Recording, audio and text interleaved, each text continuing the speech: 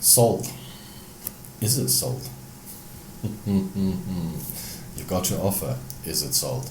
Hey, if you haven't watched this channel before, it's from GillT. It's all about property. It's all about fun. It's all about Cape Town. Let's go and chat about whether your house is really sold or if it's just got an offer.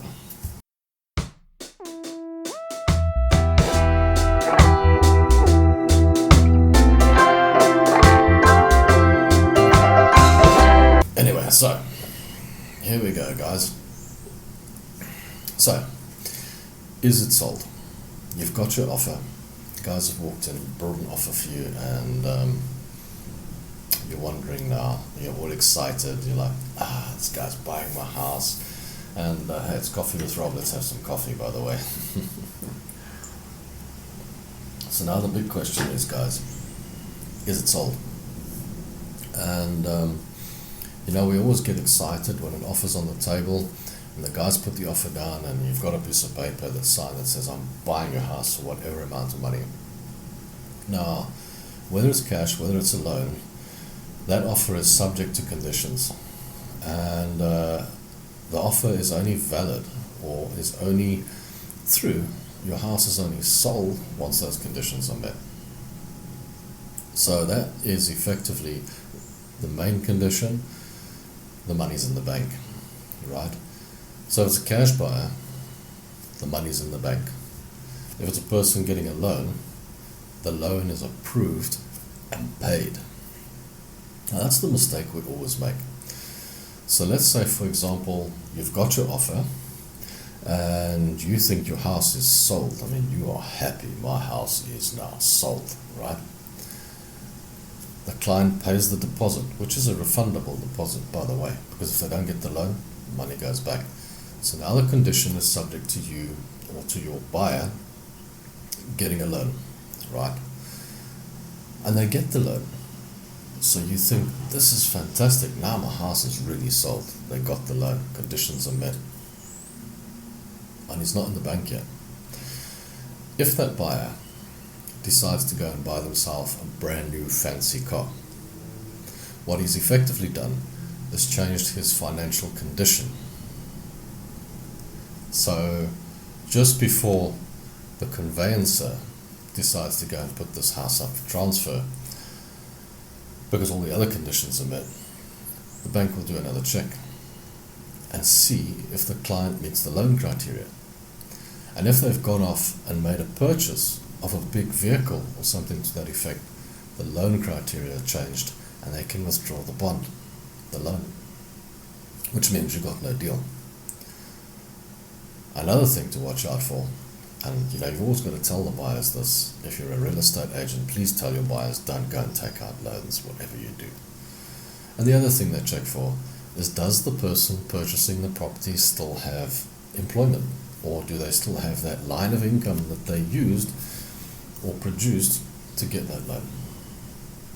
Do they still have that income? For example, if it's a job, do they still have that job?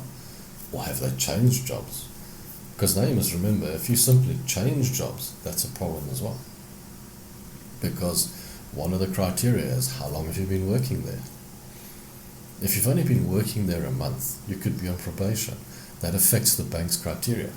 They look at it and think, hang on. The other thing is, did you not pay an account during the period of that month? Be very careful of this. If you're selling a house to purchase another home, okay, make sure you pay the bond on the house you're selling, right? Because what happens now is you think, it's sold, I don't have to pay the loan. And that goes then as a default. So while you're in the process of purchasing the other home, whether you've got loads of money or not, whether you need the money from this house or not, no matter, the bank's going to look at it and say, it's a default, and withdraw your loan. Because you didn't pay the loan on the previous one. Watch out for that. That can be a problem as well. So this is not as straightforward as you think. So if you're a seller and you've got a piece of paper in front of you that's an offer to purchase, and someone's purchasing your home, yes, get excited about it. But also have your reservations ready, because there's a good chance that it might not work out. So what I've seen in the market quite a lot And especially in a time like this, where a lot of the purchasers don't actually own property at the moment, they are renting, and they've decided to get into the ownership market because the interest rates are low. But a lot of them have got hidden credit problems, issues, loan issues, okay? And the banks that loan for property bonds are far more stringent than small loans or quick cash loan from the bank or whatever. When you're borrowing money from property, they are far more stringent. So the client thinks that they're okay, but they're actually not. And they tell you they're going to get this loan no matter what. And a lot of those loans are failing or not being approved. And that offer is going down the loop.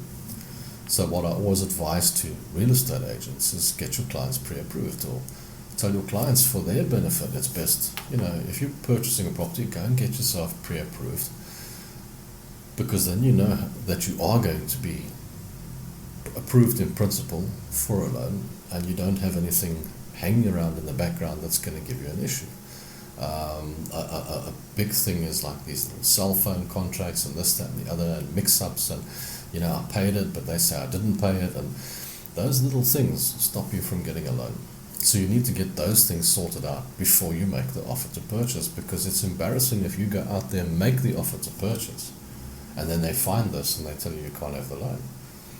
It's very difficult for you to even go back and try again after you've sorted it out. So every agent has got someone that will help you get pre-approved. Get yourself a little pre-approval so that you're approved in principle. But that doesn't mean 100% that you're there, because when you apply for the loan, they go much deeper into the whole scenario and they check out even more. It's never as straightforward as just getting a loan. This isn't like walking into a bank to buy a car, which is difficult on its own, or walking into a bank to take a personal loan. It's not the same. It's far more complicated. So guys, get yourself pre-approved if you're buying. If you're a seller, try and make sure that your buyer has been pre-approved and checked out before they come and view your property even, or before they make an offer. And as a real estate agent, please advise your clients, especially the buyers, that you need to be pre-approved, and advise your sellers when you give them the offer, this is the offer and I'm excited about it, but we still need to make sure that all these conditions are met. And the conditions might even come from the seller. It might be that the tree, or I'm taking this with me, or the buyer might say I want you to leave that bench, or whatever the case, and if you're not leaving it, its conditions are not met. So there's a whole bunch of things that go into this. It's not just about money, but the main factor is conditions are usually met once the money's in the bank. Just a little bit about, is it sold? Did you actually sell it? Guys, while you're here, go check out my Millionaire Real Estate Agent in the description below. It's written by Gary Keller. Fantastic book. Go and read that. There's another one there called Shift. Check that out as well. Fantastic books. Really good for real estate. It'll turn you into a millionaire real estate agent. Thanks for watching. Don't forget to like, comment and subscribe. Till next time, it's Rob GillT.